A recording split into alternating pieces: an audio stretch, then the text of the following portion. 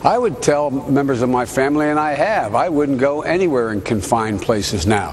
It's not that it's going to Mexico. It's you're in a confined aircraft. When one person sneezes, it goes all the way through the aircraft. That's me. I would not be at this point, if they had another way of transportation, suggesting they ride the subway. So from my perspective, what it relates to is mitigation.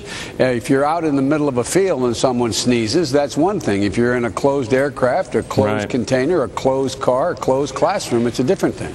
Okay, that was from NBC this morning. There has since been a bit of backpedaling. Mike Emanuel's on the North Lawn of the White House. Mike, good morning. There's been clarification from a couple different corners. What are they saying now?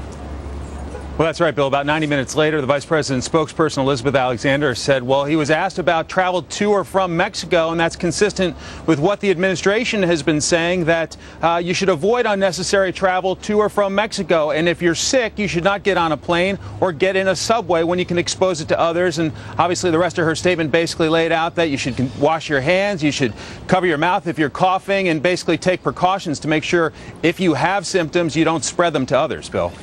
Everybody's going to go into lockdown on this. How are the airlines reacting? Have they said much, Mike?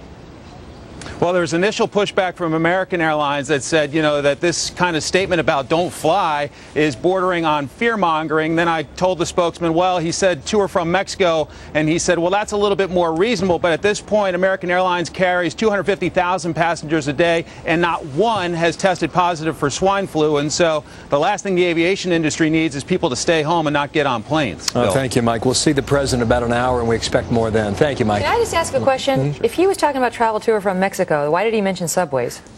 Well, that was hence the question as to why he kind of took it to the end point. Last I checked, you cannot take one of those to get down there. Well, we are awaiting a news briefing from the CDC. That is just about a half an hour from now.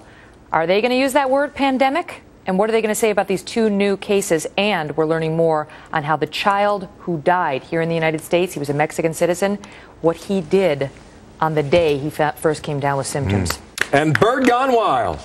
Oh, yeah. A farmer wrestling an emu. This is classic stuff.